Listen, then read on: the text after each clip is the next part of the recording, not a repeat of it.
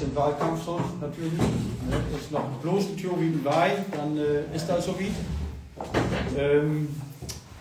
Ja, wie hinze beten hierher zu kommen und schon auch die Inledung folgt und das will ich gut und flott, dass sie auch hier sind. Hier doch erstmal, ich glaube, wie können sie alle.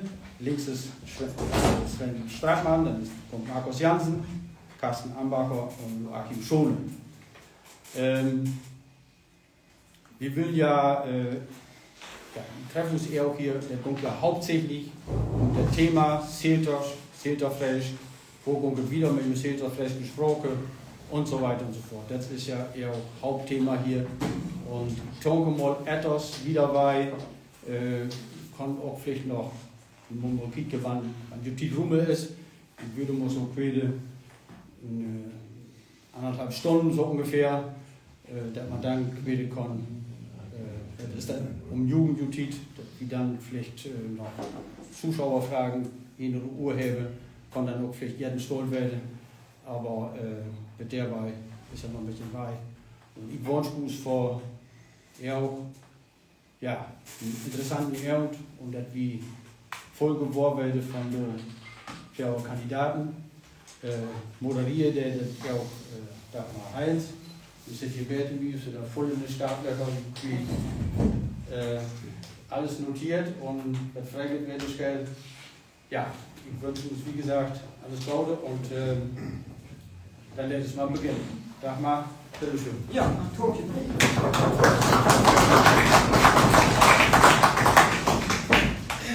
Ja, Stephanus als Teamsprecher von den Vorstand von den Zilter Bund bedeutet, wie es hier in der Zilter Fräischke Kulturhus in den Bornhof. Denn Anna mal ihre jungen Kolleginnen ein bisschen näher schmückt hat. Und das guckt natürlich um die Zukunft von uns Sport, von uns Kultur, von uns Heimat und wie wollen ja ein bisschen auf den Kuschpfähle, wo jeder drauf staunte und wenn wann die dann an von Jausch Geld ja bewegt, ne? Wie man uns beschuldigt, denn das ist irgendwie, und wie das wie nächsten Mal auch noch mal einmal hier, aber von dem Mal ist es da zu lieb, ne? Ja. Wir haben ein paar Folgen vorbereitet. Ich fange an, dann ab die erste Folge wird Sven zuerst anbauen und dann kommt dann wieder Trade, dann fängt Markus an, wieder Trade Carsten und wieder Fiole Joachim. Wir haben uns ja verständigt, wie us Dutsche. Du kannst ja Utomi, das ist hier so in Ordnung, Kandidaten hinkriegen. Und jetzt wechsle ich auf Hochdeutsch, damit ihr auch die Fragen versteht, die wir euch stellen wollen. Weil ich befürchte, dass ihr nicht alle der sarkafriesischen Sprache so mächtig seid, wie ich das vielleicht als Muttersprachler oder eher Vatersprachlerin bin. Weil es war bei mir nicht die Mutter, die mit uns sarkafriesisch gesprochen hat, sondern der Vater, weil meine Eltern mal Angst hatten, dass wir in der Schule verdummen. Ja, handelt ganz klar. Ja, also wir möchten euch bitten, euch kurz persönlich vorzustellen und natürlich auch mit Bezug auf das Saterland. Seid ihr im Saterland geboren, aufgewachsen? Was habt ihr selber für einen Bezug zum Saterland, zur Sprache? Wie sind eure Erfahrungen? Und ich würde sagen, Sven, du darfst damit anfangen.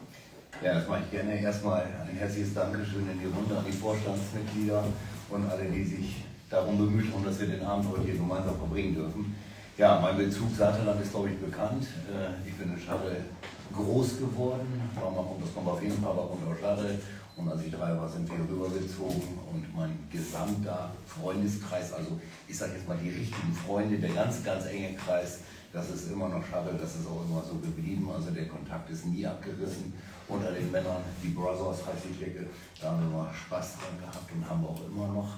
Davon sagen. Und ja, der Bezug ist eigentlich nie abgerissen und auch in den Jahren, wo ich viel weg war, ich war 24 Jahre lang bei der Bundespolizei, man hat immer ein Ohr an der Heimat. Und das war immer so, mein Spruch ist immer, man muss wissen, auf was für ein Steil man kommt, und wenn man weiß, wo man herkommt, dann weiß man auch, wie es da vorne gehen muss. Und auch die Zeit als Bürgermeister in Friseute, auch dort immer die Kontakte richtig eng gepflegt und auch immer gehalten. Aber es ist auch so, Mama und Papa, ich komme da gerade her, habe noch eine warme Mahlzeit abgeholt, kurz vorher. Und Mama und Papa sind hier immer ein Bruder, eins unserer Patenkinder in Schabel. Und dementsprechend sind wir eng verbunden und auch verwurzelt. Da hat sich auch nie was dran geändert. Ja, Markus, wenn du dann weitermachen möchtest. Ja, Markus Jansen, bin 44 Jahre alt, komme aus Ramsloh. Meine Frau ist aus Scharre, Marianne, und bin gelernter Elektrotechniker, bin auch Diplomkaufmann mit Schwerpunkt Finanz- und Rechnungswesen. Bezug zur saarländischen Sprache, also ich komme aus einem Haushalt, wo viel gesprochen worden ist. Meine Oma und mein Opa, die haben viel Saarlandfriesisch gesprochen, das heißt, das meiste verstehe ich auch, was gesprochen wird. Aber mit uns haben sie halt immer Hochdeutsch gesprochen und insofern kann man selber nicht sprechen. Das ist ein bisschen schade, weil das ist so die verlorene Generation, ich sag mal zwischen 30 und, ja, wir hatten es gerade 50 plus, aber ich glaube, wir gehen auch ein Ideechen weiter und insofern, aber ich sage mal, das Verständnis ist dafür da und kommt mehr oder weniger mein Opa, der kommt vom Gartencenter, war da auch ziemlich aktiv, auch in Waren Fort waren wir früher ziemlich aktiv und ja, ich bin verheiratet. 2 Kinder, 2 Töchter, Elisabeth und Johanna, 9 und 6 Jahre alt. Bin selbstständig, bin selbstständig im Bereich Elektrotechnik, wir machen Schallstoffbau und Sicherheitstechnik. Bin seit 17 Jahren wieder hier im Saarland. Und irgendwann mal gesagt, wir waren alle in der weiten Welt, haben Ausbildung gemacht, Studium gemacht, wir waren im Ausland gewesen. Und irgendwann haben wir gesagt, wo wollen wir unsere Kinder großziehen? Und da gibt es nur eine Sache, wieder zurück ins Saarland, weil letztendlich in der Stadt ist man ziemlich unpersönlich unterwegs, aber hier vor Ort ist das wesentlich persönlicher und deshalb sind wir wieder zurückgezogen. Wir wohnen in Ramsloh jetzt und ja, sind gerne hier. Genau. Ja, auch von mir vielen Dank für die Einladung. Mein Name ist Carsten Ambacher, ich denke, die meisten werden mich auch kennen. Bin 52 Jahre alt, Vater von 3 Kindern. Mittlerweile schon seit 6 Jahren auch Opa. Ja, ich bin im Saarland geboren und quasi auch ja mit der Sprache groß gekommen und das war bei uns früher genauso. Meine Mutter, als sie zur Schule kam, deswegen haben die dann damals später auch mit uns nicht gesprochen. Die konnte kein Wort Hochdeutsch. Die konnte ausschließlich Saarlandfriesisch. Und das war natürlich dann nachher das Problem, dass man dann ja an der Schule gesagt hat, das geht nicht, wir müssen alle Hochdeutsch sprechen. Und dann hat man damals bei uns gesagt, nee, mit euch sprechen wir das nicht, aber wir sprechen untereinander und dann könnt ihr ja was mitnehmen. Das war allerdings dann später anders, weil wir dann von meiner Oma immer gesagt haben, warum habt ihr es nicht gemacht? So, und dann sind die angefangen mit uns Saarländisch zu sprechen und wir haben dann immer auch auf Saarländisch geantwortet und von daher, ich möchte mal sagen, Schulnote 3 bis 4 kann ich es auch sprechen. Für viel mehr reicht es dann nicht. Lesen kriege ich auch hin, beim Schreiben hört es aber dann auch ganz auf. Ja. Ja, vielen Dank. Joachim? Ja, Gaugen Ehuent Tope. Mein Name ist Joachim Schone. In Gemeente Zetterland, Mote ich an den 13. September ton Meenteboas Weg Wede. Das ist so ein bisschen meine Sache.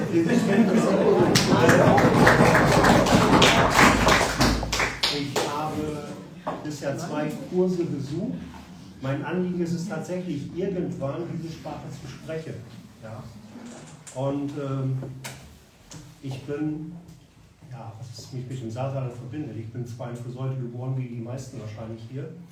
Ich habe meine Kindheit in Seelsbeck verbracht, ich bin in Seelsbeck zum Kindergarten gegangen. Meine Eltern haben dann irgendwann mal in Spannung-Moor, das war 1970 neu gebaut. Ich bin dadurch dann in Friseute zur Schule gegangen und 1986 ins Saarland zurückgezogen und wohne, lebe hier seitdem im Saarland, habe meine Firma im Saarland. Wir haben 3 Kinder großgezogen, davon sind 2 bei uns in der Firma, was mich sehr freut. Und das mir ermöglicht, überhaupt einen Wahlkampf zu führen, denn sonst wäre das gar nicht möglich vor lauter Arbeit. Und saarlandfriesische Sprache, ich bin ein sehr konservativer Mensch. Mir tut es immer weh, wenn alte Häuser abgerissen werden und wenn etwas verloren geht. Und mit der Sprache ist es ja ähnlich. Ich bin plattdeutsch aufgewachsen, weil meine Eltern halt zu Hause platt gesprochen haben. Und ich komme später auf dieses Thema noch zurück, wie wir da vielleicht einen Dreh dran kriegen, das Saarlandfriesische doch noch über die Zeit zu retten. Und ich lebe das konservative zum Beispiel aus, ich bin Tierzüchter, ich züchte 2 im Bestand bedrohte Haustierrassen und heute Nacht ist etwas passiert, das will ich euch nicht vorenthalten, aber damit ihr mal wisst, wie ich ticke und was man daraus machen kann, nämlich, dass man es selber macht. Und ich hoffe, man kann das vom Weiten überhaupt sehen. Meine Sau Onka hat 10 Ferkel bekommen. Ja. Und eins war dann ein bisschen eingeklemmt, das habe ich dann rausgenommen und habe es auf den Arm genommen und dann halt noch ein Selfie im Stall gemacht. Ja. Und ich möchte einfach, dass diese Art, das sind Buddenmettaner Schweine, dass die erhalten bleiben, das ist mein Anliegen. Genauso ist es mit einer Schafsrasse, die ich auch über die Zeiten retten möchte und deswegen steht mein Herz selbstverständlich für Saterfriesische. Das ist mir ein ganz, ganz ehrliches Anliegen und ich werde es leben. Ja, das hat. Ja, vielen Dank. Joachim, du hast jetzt ein bisschen Saterfriesisch gesprochen, das finde ich großartig. Wir würden uns natürlich wünschen von einem Repräsentanten, eines Bürgermeisters, von einem Bürgermeister, dass er hin und wieder sich ein paar Dinge aneignet, um in der Öffentlichkeit auch ein bisschen was zu sprechen. Wie sieht es denn da bei euch mit der Bereitschaft aus, euch sprachlich noch ein bisschen weiterzuentwickeln? Ja, also prinzipiell ja, im Moment fehlt die Zeit dafür, wie ich einfach auch verstehen kann. Also generell geht es ja darum, dass man so weiterentwickelt. Es ist aber mehr, also das ist das eine, aber der Fokus müsste eher sein, wie können wir es erhalten auch und wie können wir das weitermachen. Ich glaube, eine neue Sprache komplett zu lernen, ist eine große Herausforderung, zumal ich persönlich das Problem habe, ich kriege Plattdeutsch mit Saterfriesisch immer durcheinander, das kann man ganz offen sagen. Wenn ich das anfange zu sprechen, klingt das nicht wirklich gut. Aber letztendlich generell besteht schon die Bereitschaft, mal einen Kursus zu besuchen, die werden auch angeboten. Ich hatte das dieses Jahr auch auf dem Plan, aber meine Frau ist dieses Jahr dann da gewesen beim Kursus. Allerdings glaube ich nicht, dass ich nochmal ein nativer Sprecher werde für Saterfriesische, aber ich würde mich gerne daran beteiligen, dass wir es vorantreiben. Ja, prima. Du kannst ja nur mal das. Ich kostet das mal hier.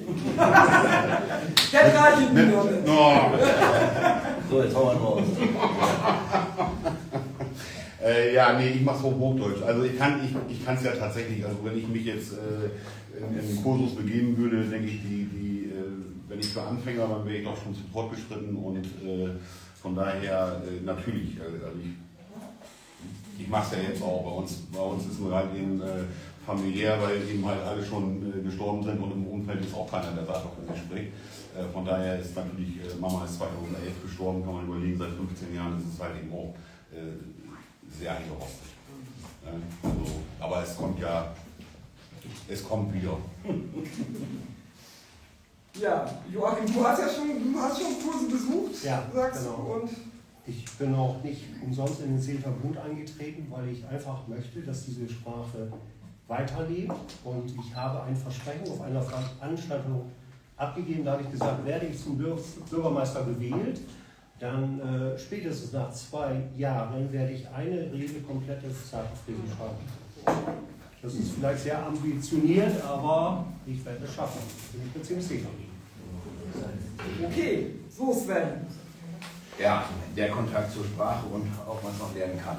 Ich glaube schon, weil ich habe jetzt so 2 eingeprägte oder einprägende Erlebnisse. Einmal bei Opa hat dann gesagt, wenn es eng wurde und wenn es hektisch wurde, so jetzt Flux und Truse war, da wusste ich dann noch. Und wenn ich dann sage, so meine Kinder müssen aus, dann rutscht mir das auch immer raus. Aber das ist der einzige Satz. So, das muss man auch sagen. Verstehen konnte ich gerade erstaunlich viel, obwohl wir es im Haus nicht gesprochen haben. Die Bereitschaft, das zu lernen. Man muss keinen Kurs besuchen. Das habe ich auf dem Dorffest gelernt in Schachel, weil da saß ich nämlich neben Ottmar Freimuth und er hat eine Abmachung mit Theo Bischof, mit Andreas getroffen. Immer wenn wir zusammensitzen zu feiern, reden wir nur noch Saterfriesisch. Ja, der kann's. Also wenn das auch eine Abmachung ist, ich sage, gut, dann muss ich noch viel feiern, wenn ich dann mit zusammensitzen will. Aber Kurs glaube ich schon, dass ich das definitiv auch mal machen will, weil ich glaube schon, ich meine, es ist vieles gesagt worden, ich glaube, jetzt keiner von den Kandidaten, die dann sagen, ich will die saterfriesische Sprache abschaffen, sondern ganz im Gegenteil. Wir haben, glaube ich, ein so großes Fund identitätsstiftende Kulturpflege, das ist schon was ganz, ganz Besonderes an der Stelle, was wir da haben. Und ich glaube, wenn man an der Spitze dieser Gemeinde ist, wo diese Sprache alleine gesprochen wird, dann wird man sich da intensiv mit beschäftigen müssen. Ja, das ist ja, sicherlich habt ihr alle schon mal auch von diesen rechtlichen Grundlagen gesprochen, die ja international es gibt, um eben auch die Sprache zu fördern, den Erhalt der Sprache zu fördern. Ich spreche zum einen von der Europäischen Charta der Regional- oder Minderheitensprachen sowie über das Rahmenabkommen zum Schutz nationaler Minderheiten. Jetzt will ich natürlich von euch wissen, wisst ihr ungefähr, was da drin steht, was wir als saterfriesische Bürger mit saterfriesischem Sprachhintergrund für Rechte haben, was die Gemeinde, die Kommune auch für Verpflichtungen hat, uns als saterfriesisch sprechenden Menschen entgegenzukommen. Ist euch das bekannt? Ich kann euch ein paar Dinge, kann ich euch mal vorlesen aus der Charta. Wenn ich was zu sagen darf. Es gibt ja noch mehrere kleine Sprachen, wie das Sorbische zum Beispiel, und das bezieht sich auf ganz Europa. Die Sprachen sollen erhalten bleiben und die werden gefördert. Und man kann auch Sachen beantragen, dass sie die Unterstützung gegeben bekommen. Ja. Und diese Chance sollte man nutzen. Es ist ja praktisch wie ins Grundgesetz reingeschrieben, würde ich mal sagen, in dieser Charta. Ja, also es gibt hier einen Punkt, demnach haben Bürger das Recht, sich im Kontakt mit der Gemeinde des Saterfriesischen zu bedienen. Ja. Nun ist die Ausstattung an saterfriesischen Bediensteten in der Gemeinde, glaube ich, nicht ausreichend.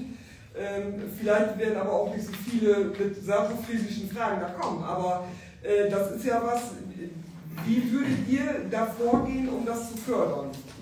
Carsten, fängst du jetzt mal an?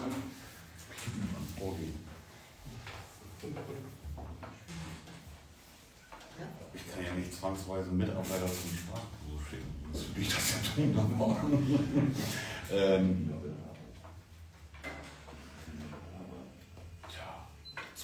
Ich meine, das kann natürlich dazu animieren. Ich glaube, das Schild hier Rettungshilfe, das gibt es ja auch schon an vielen Ecken, und ich glaube, in den Büros selber sind ja jetzt auch tatsächlich schon einige Mitarbeiter, die auch Saterfriesisch Darf ich mal ganz kurz was sagen? Können Sie ja etwas lauter? Ach so, ja, klar. Da wäre ich sehr dankbar. Danke. Ja, es gibt ja jetzt schon durchaus einige Mitarbeiter, die ja Saterfriesisch sprechen. Und aber wie man es jetzt ins Rathaus so flächendeckend reinkriegt, dass dann wirklich in jedem Büro quasi jemand reinkommen kann, ganz spontan und klopft und sagt, hier bin ich. Das wird sicherlich schwierig. Ja, das glaube ich, dürfte eher schwierig werden. Wäre schön, wenn man es hinbekommt. Man könnte ja so einen Satz in Stellenausschreibungen, bei gleicher Eignung werden saterfriesisch sprechende Menschen bevorzugt eingestellt. Ne? Für die Barrierefreiheit. Das wünschen wir uns bei Lehrern auch.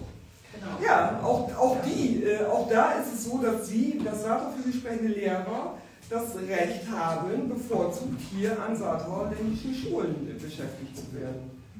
Also öffentlicher Dienst hat da Vorteile für jemanden, der das kann. Und wenn ich das richtig weiß, muss die Fächerwahl stimmen. Also es ist immer noch vorrangige Fächerwahl. Genau das will man ja, glaube ich, auch machen, dass das Saterfriesische als Auswahlkriterium gilt. Ja. Also, Ja, klar. So habe ich es verstanden haben. Ja, wenn du gerade keinen Sportlehrer brauchst und du kriegst den einzigen, das ist klar. Das muss natürlich passen. Ne? Wenn die Sprache fördern willst und der Sportlehrer taugt nichts, dann musst du ja Sport lernen. Vielleicht macht ja dann der Bürgermeister den Sport. Naja, also ihr wisst, dass die Gemeinde... Wir waren noch nicht durch. Ne? Ja, ach so, stimmt. Ihr habt ja alle die Gelegenheit, da was zu sagen. Dann glaube ich, bin ich jetzt dran. Ja. Stellenausschreibung, genau richtig, so würde ich das machen, in der Stellenausschreibung das mit verankern und natürlich dann diese Personen favorisieren. Das ist, denke ich, ganz klar. Und wenn wir, sag mal, nur 1, 2 oder 3 im Laufe der Jahre bekommen, dann haben wir ja schon mal Leute im Rathaus zusätzlich, die die Sprache sprechen. Und wenn dann wirklich einer die Charta wörtlich nimmt und kommt ins Rathaus und möchte das Ganze auf Saterfriesisch dann behandelt wissen, dann kann man ja diese Person ansprechen und quasi als Dolmetscher auch einsetzen. Ja, okay. Danke. Sven? bin da eher pragmatisch unterwegs. Ich sage dann so, wie können wir denn die Sprache attraktiv gestalten, wie können wir es interessant gestalten im Rathaus. Ich meine, ich muss nicht den Mitarbeiterinnen oder Mitarbeitenden unterpulen, ihr müsst jetzt alle Saterfriesisch, dann habt ihr einen Vorteil in eurer Beamtenlaufbahn oder im öffentlichen Dienst. Es muss ja so interessant sein, dass sich jeder damit identifiziert, der am Rathaus sitzt, ob er die Sprache spricht oder nicht. Man muss ja die Bereitschaft haben, pass mal auf, wir sind eure Dienstleister hier im Rathaus, wir werden von den Menschen draußen bezahlt und dementsprechend müssen sie auch wissen, was ist denn der Wert, so was kommt da von draußen, wo legen die Menschen, unsere Bürgerinnen und Bürger dann auch Wert drauf. So, das fängt das ist ja schon in vielen Teilen gemacht worden, bei der Beschilderung an den Türen, Namen, der saterfriesische Sprache, unsere Ortstafeln und so sind ja auch bekannt. Aber ich glaube auch, wenn man da mal sagt, okay, vielleicht müssen wir mal das Althergebrachte, positiv gemeint, mit dem Innovativen verbinden. So, es gibt so viele Fördertöpfe, wo man dann auch sagen kann, lass uns mal was Innovatives nach vorne bringen. Ich habe die App auch drauf, Anna hat mir die irgendwann mal geschickt, also die braucht ihr oder deine Mama. Aber vielleicht gibt es ja auch mal so einen Translator, den man wirklich auch sagen kann, du hast ja nicht das Diensthandy da mal im Büro und wenn dann jemand kommt, dann wird es ihm übersetzt im Beamtengespräch oder im Bürgergespräch. Warum denn nicht? Das kann man ja auch nach vorne bringen, das kann man sich fördern lassen. Ich glaube, das ist auch ein Anspruch, den man dann auch als Minderheit hat und das sind wir nochmal anerkannt.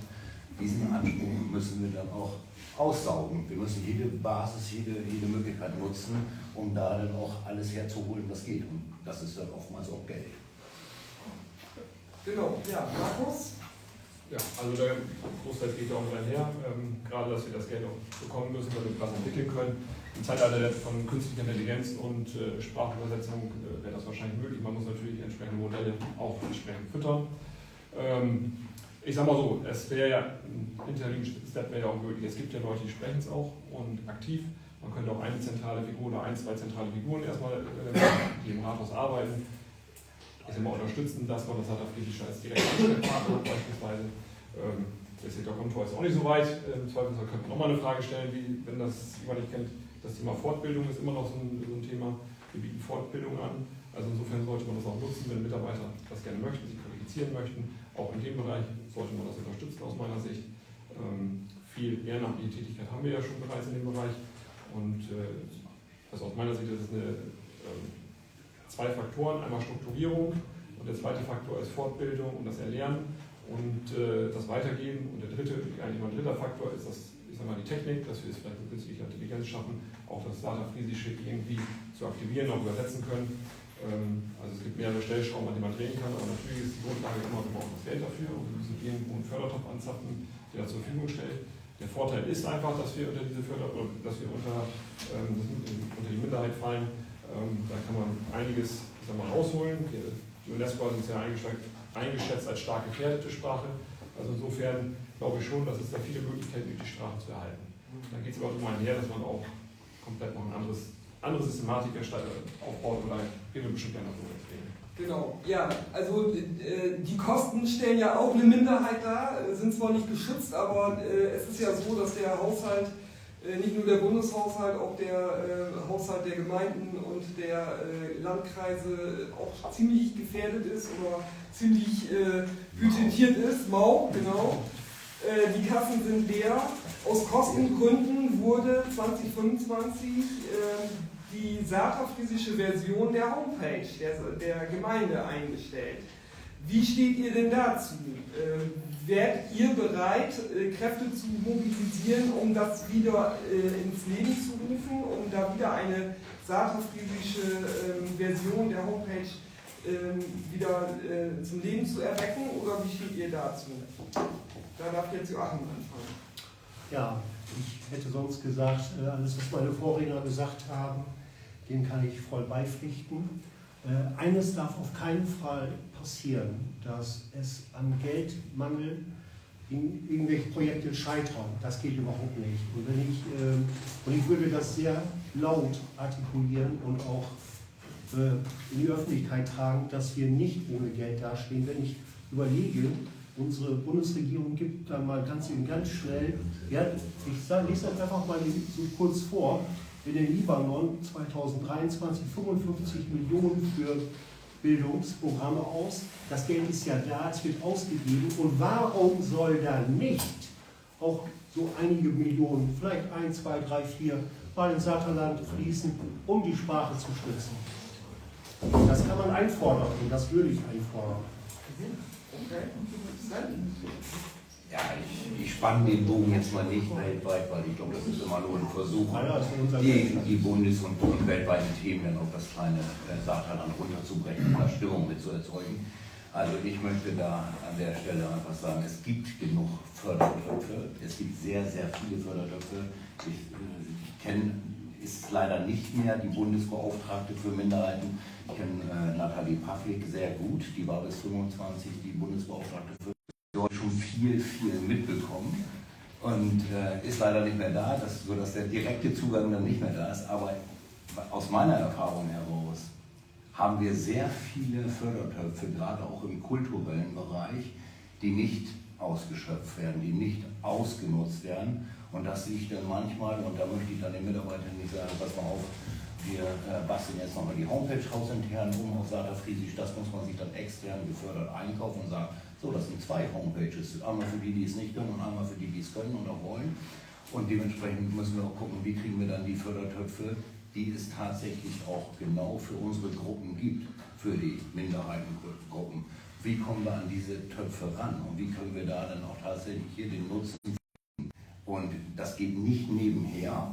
Und wir haben gerade draußen auch, wie sind eigentlich die Stellen besetzt und wie werden sie finanziert, da haben wir draußen drüber gesprochen. Muss, also ich jetzt mal eine oldenburgische Landschaft einspringen, um Stunden zu finanzieren. Oder wenn wir jetzt mal den die Herkunft unserer Sprache mal zugrunde legen, wäre da ja vielleicht auch die ostfriesische Landschaft gefragt, das wäre ja nochmal ein Topf. Ich kann sagen, dass ich selber sehr gute Kontakte in die Niederlande pflege, auch in die Ems-Dollard-Region, und das schwingt ja auch alles mit rein, also auch die Friesen im niederländischen Bereich, Westfriesen und so weiter. Auch dort, Vincent Henford ist der Geschäftsführer, ist auch ein guter Bekannter von mir, also das ist schon so, dass ich sagen kann, komm, mach den Kopf auf, wo können wir überall saugen? So, wo können wir wirklich das rausholen, was wir hier vor Ort brauchen? Und wenn es dann um Stellen geht, ich habe das jetzt mitbekommen. Sven, ich möchte ungern, wir sind gerade bei der Homepage, wir kommen gleich zu Projekten, zu Saterfriesisch Beauftragten. Ja. Ich würde gerne Markus bitten, noch was zum Thema Homepage zu sagen, weil das Thema behandeln wir gleich extra, das ist ein großer Plan. Also wie gesagt, so ein Thema, das Saterfriesische rein darauf runterzubrechen. Also wenn wir so eine Übersetzung beispielsweise haben bei der Homepage. Ich sehe das so, das ist ein Element von vielen. Wir müssen eigentlich ein gesamtes System aufbauen, wo wir sagen, es geht ja um Sichtbarkeit in der Geschichte auch. Und da muss man sich mal überlegen, wie können wir das Saterfriesische sichtbar machen. Das wäre eigentlich aus meiner Sicht das enorm Wichtige. Da ist ein Element die Homepage, wo wir eine Übersetzung haben, aber das andere ist, wir brauchen ein Gesamtkonzept dafür, wie beispielsweise, ich sag mal, also aus verschiedenen Elementen, sodass wir zukünftig, wie eine Kulturförderung oder sowas auch haben an der Stelle, dass wir zukünftig das Ganze abbilden und nicht nur ein Element rauspicken wie eine Webseite, sondern wir haben viele verschiedene Elemente, die wir nutzen können. Und deshalb sehe ich das persönlich so, dass man das komplett ganzheitlich betrachten muss. Und das eine Element, also ich sag mal, so eine Homepage zu übersetzen, da braucht man natürlich die Übersetzungsdatei dafür, aber ganz rein technisch ist das relativ einfach möglich. So, und das wundert mich, dass das nicht gemacht worden ist, ehrlich gesagt. Gut, das steht am anderen Blatt. Argument waren Kostengründe. Ja, das kann ich mir schwer vorstellen, aber alles ist okay. Gut. Okay, dann wir haben unseren Saterfriesisch Beauftragten hier, Henk Wolf, ein Westfriese. Wir beide, Henk, wir kennen uns seit 30 Jahren, über 30 Jahren. Genau, der erste Kontakt fand bei mir in der Falkenstraße damals statt. Da bin ich vom Silterbund gebeten worden, da kommen ein paar Interessierte, die sich über Sprache austauschen wollen, kümmer du dich da mal drum. Und dann hatte ich da, ich glaube, 4 oder 5 junge Burschen an der Backe, zusammen mit meiner Mitbewohnerin, und wir haben ein Programm, wir haben Karneval zusammen gefeiert und haben uns natürlich auch sehr viel über die Sprache ausgetauscht. Ich bin auch einmal mit einer Abordnung in Leeuwarden gewesen, in Jawort. Und ich war total überrascht, als Henk dann vor einigen Jahren als Saterfriesisch Beauftragter, erst mit einer begrenzten Stundenzahl, auch natürlich aus Kostengründen, Jetzt mit einer ganzen Stelle, darüber freuen wir uns natürlich sehr, aber auch da geht es natürlich um die Anschlussfinanzierung. Und vielleicht kann Henk ja selber mal erzählen, was er noch für Ideen hat, wie viele Leute er noch beschäftigen kann, damit wir sinnvoll unsere Sprache auch noch ein bisschen ausbauen und fördern können. Henk, wenn du dazu ein paar Sätze sagen möchtest. Ja, kann ich gerne machen. Sehr gerne. Dann fasse ich mich kurz. Also wir sind jetzt so weit, dass wir eine beschränkte, aber strukturelle Infrastruktur für Sarafriesische haben. Das bedeutet, dass wir jedes Jahr ein paar Kurse anbieten können, dass wir die Schulen unterstützen können, dass wir grundlegend die Sprache auch sichtbarer machen können, dass wir ein bisschen Forschung machen können und dass wir ab und zu Sprachräume schaffen können. Das bedeutet, dass wir die Gelegenheit bieten, Sarafriesisch zu sprechen, zum Beispiel bei den Kneipenquizzen, die wir zusammen organisieren. Und vieles fehlt da noch. Was wir zum Beispiel nicht machen können, ist den Kulturtourismus weiter zu fördern, was mir persönlich auch sehr wichtig ist. Was wir auch nicht machen können, ist viele neue Lehrmaterialien entwickeln. Was wir nicht machen können, ist die Kindergärten richtig unterstützen. Was wir nicht machen können, ist politische Lobbyarbeit machen. Daher sagen wir sind jetzt zu zweit, ich habe eine volle Stelle, Veronika hat eine halbe Stelle. Eigentlich bräuchten wir noch minimal 2 volle Stellen dazu, um unsere Arbeit zu ergänzen. Und da ist das Problem, Projektfinanzierung kriegt man immer relativ einfach, vor allem für kurzlaufende Projekte, aber um Leute einzustellen, das ist richtig schwierig. Das haben wir an allen Kanten und Seiten versucht. Und da wollen oder können die Verwaltungen und die Töpfe in den Händen haben, die können uns da einfach nicht helfen. Und das ist schade und da bräuchten wir eigentlich ein bisschen mehr noch Unterstützung von der Politik. Also da wäre es sehr willkommen, wenn der neue Bürgermeister auch sagt, ich habe noch ein paar Töpfe oder wenn ich die nicht habe, gehe ich da ran. Die Frage wäre noch, Henk, zur Ergänzung, wie lange ist deine Stelle gesichert? Meine Stelle bis zur Rente? Ja, genau. Ich darf bis zur Rente bleiben und Veronikas Stelle läuft in einigen Monaten aus. Also die muss erstmal gesichert werden. Das ist am allerwichtigsten. Denn Veronika ist noch viel wichtiger als ich. Was sie alles hier macht mit Sprachkursen, das ist super. Ja, Sven, diesmal darfst du anfangen. Ja, ich sag jetzt mal, wenn man an der Spitze einer Kommune steht, dann muss man sagen, was ist denn die Priorität? So, natürlich haben wir Pflichtaufgaben und Kulturförderung und auch Sprache ist dann eine freiwillige Aufgabe an der Stelle, aber es gibt auch freiwillige Pflichtaufgaben, sage ich immer. Und ich finde, gerade wenn man im Saterland lebt und wenn man die saterfriesische Sprache retten will, dann muss auch eine Gemeinde, kann man sagen, ja, wir können da aus dem Topf ein paar Stunden holen, wir können da aus dem Topf ein paar Stunden holen, das geht dann immer mal ein paar Jahre gut, so eine Projektfinanzierung oder sonst irgendwas, aber wir müssen es ja dauerhaft sichergestellt haben. Das heißt, wenn das so ist und so wichtig ist, und da gibt es für mich gar keinen Zweifel dran, wenn ich das dann entscheiden könnte oder wenn ich dem Gemeinderat etwas vorschlagen dürfte, ich würde dem Gemeinderat sagen, so, wenn die Gemeinde Saterland ist als erstes gefragt an der Stelle, dann auch eine Stelle im Stellenplan zu berücksichtigen. Weil das ist unser Schwerpunkt, wir wollen das nach vorne bringen und der Gemeinderat beschließt über den zukünftigen Haushalt, dann ist da eben eine Stelle mehr zu berücksichtigen, weil das ist ein Schwerpunkt, das muss ein Schwerpunkt sein. Wir haben über viele Dinge diskutiert und wer denn, wenn nicht die eigene zuständige Kommune? Wir müssen doch vorangehen. Weil wir müssen uns sagen, wir haben ja eine Stelle, wir brauchen aber wesentlich mehr. Mehr können wir uns nicht leisten und dann sind die Fördertöpfe erst dran. So ist die Reihenfolge, glaube ich, aus meiner Sicht richtig. Ja, Markus. Ich sehe das auch so, dass wir uns natürlich da hinterklemmen müssen, dass wir eine Stelle bekommen, aber wir müssen das ein bisschen, wie gesagt, gesamtheitlich betrachten und Henk hat es gerade so schön gesagt, mit Kulturtourismus, das ist ein Aspekt, den man auf jeden Fall betrachten sollte. Das heißt, wir müssen den Leuten erklären, was der Mehrwert ist, warum sie hierher kommen, warum sie hier, sag ich mal, im Tourismusbereich unterwegs sind. Und dann gibt es auch eine entsprechende Akzeptanz. So, und ich sag mal, wir stehen im Guinness-Buch der Rekorde als kleinste europäische Sprachinsel. Das ist ein Alleinstellungsmerkmal, das muss sich jeder einfach mal vor Augen führen. Und dieses Alleinstellungsmerkmal müssen wir herausstellen, meiner Meinung nach. Das hat Basel nicht, das hat Saterland. Es gibt natürlich auch eine Basel-Kooperation, aber letztendlich geht es darum, was hat das Saterland, was die anderen Gemeinden nicht haben. Und da ist einfach, dass wir die kleinste europäische Sprachinsel sind, das Alleinstellungsmerkmal. Und da sehe ich eher das Potenzial, dass man es, ich sag mal, komplett betrachtet, unter, ich sag mal, einem Kulturtourismus komplett abbildet und dann auch den Leuten das näher bringt. Was haben wir denn davon, wenn wir das Saterfriesische in den Fokus stellen? Also sprich, oder was haben wir davon, wenn wir unsere Kultur in den Fokus stellen? Und das ist meiner Meinung nach ein Ansatz, um auch die Akzeptanz dazu zu kriegen, und dann natürlich müssen wir die Mittel bereitstellen. Das geht gar nicht anders. Aber es muss natürlich einen höheren Zweck verfolgen. Einfach nur Mittel bereitstellen, ohne dass wir ein Ziel haben, und wir müssen es auch messbar machen. Ziele müssen messbar sein. Was haben wir denn damit erreicht? Wir müssen gucken, wo wir besser werden können. Ansonsten halten wir die Sprache auch nicht dauerhaft hier. Das muss man einfach sehen. Ja, kurz zusammengefasst.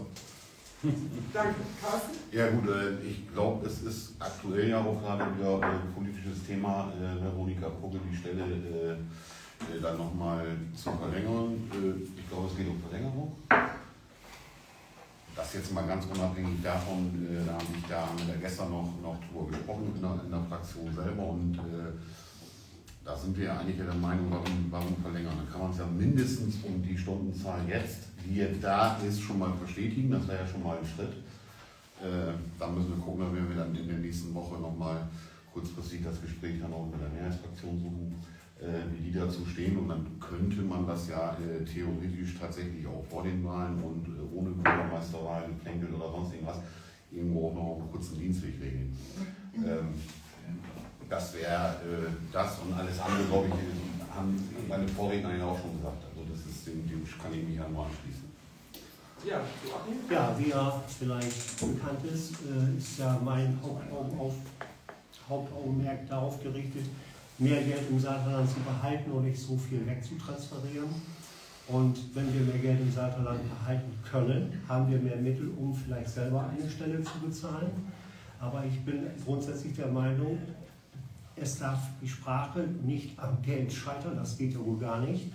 Und es ist die verdammte Pflicht und Schuldigkeit unserer Landesregierung, auch der Bundesregierung, uns so weit zu unterstützen, dass wir wirklich gut klarkommen. Und wenn die das von sich aus nicht machen, dann müssen wir halt so laut werden, bis sie dann irgendwann nachgeben und es uns bewilligen. So sehe ich das. Ganz pragmatisch. Und wer nichts fordert, kann auch nichts bekommen. Und Fördertöpfe immer nur am Bett, also sag ich mal, Bettbriefe zu stellen, halte ich sowieso für total daneben. Das ist also hinterherbettelei, hinter Geld hinterher zu betteln. Was wir selber haben, was wir selber vorher weggegeben haben und kriegen einen Bruchteil zurück, ist der verkehrte Weg.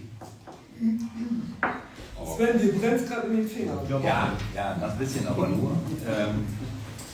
Weil wir haben ja Förderinstrumente. Also erstmal die Kulturförderrichtlinie der Gemeinde ist da, habe ich mir die Summen angeguckt, das auch. Ich weiß nicht, wie die Gesamtsumme ist, aber die 7,50 € pro Unterrichtseinheit und solche Sachen ist doch ein bisschen flach gehalten.